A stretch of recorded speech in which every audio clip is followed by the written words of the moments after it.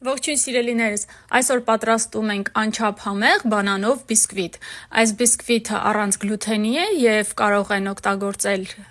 այն մարդիկ, ովքեր ունեն գլութենի հետ կապված խնդիրներ։ Իհարկե բոլորս կարող ենք ուտել, քանի որ շատ համեղ է ստացվում այս տարբերակով։ Այստեղ 4 ձվի վրա ավելացնում եմ 200 գրամ շաքարավազ, ձուն սենյակային ջերմաստիճանի է։ Այնքան պետք է հարենք, որպեսզի այս մասան 1 կամ 2 անգամ ավելանա, ինչպես տեսնում եք, ծավալն ավելացել է, երբ որ այս տեսքն ունի, ավելացնում ենք 75 գրամ սենյակային ջերմաստիճանի կարագ։ Կարագը պետք է այսքան փափուկ լինի,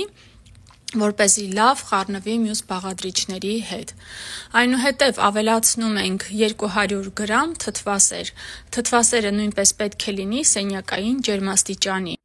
Այնուհետև ավելացնում ենք 1 թեյի գթալ հեղուկ վանիլ։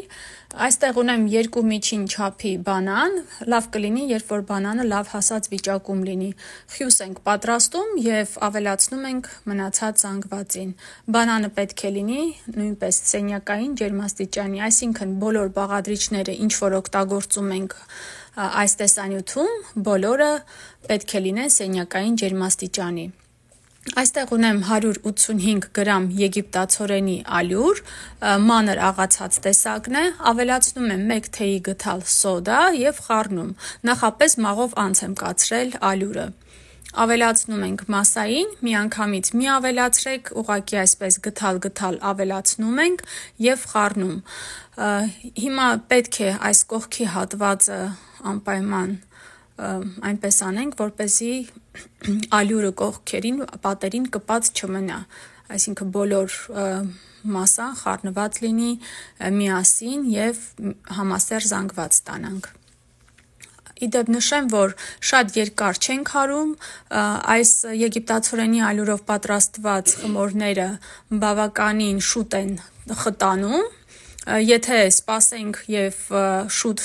չլցնենք տարայի մեջ, այն ավելի շատ խիտ տեսք կունենա։ Այստեղ տեղափոխեցինք տարայի մեջ, փայտիկի օգնությամբ այսպես գծեր ենք անում, որպեսզի ավելի հավասարաչափ լինի խմորը։ Թխելու ենք նախապես 180 Ցելսիուս աստիճանում տաքացրած ջեռոցում 45-ից 50 րոպե,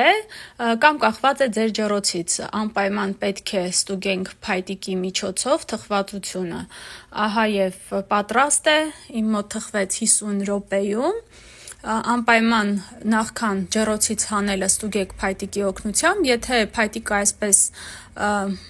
խմորի մեջ մտցնելուց հետո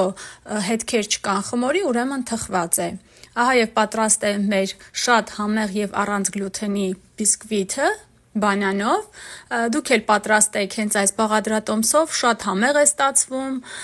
հենց առաջին անգամ պատրաստելուց կդառնա ձեր սիրելի բաղադրատոմսերից մեկը։ Եթե հավանեցիք տեսանյութը, խնդրում եմ մի մոռացեք սեղմել լայք։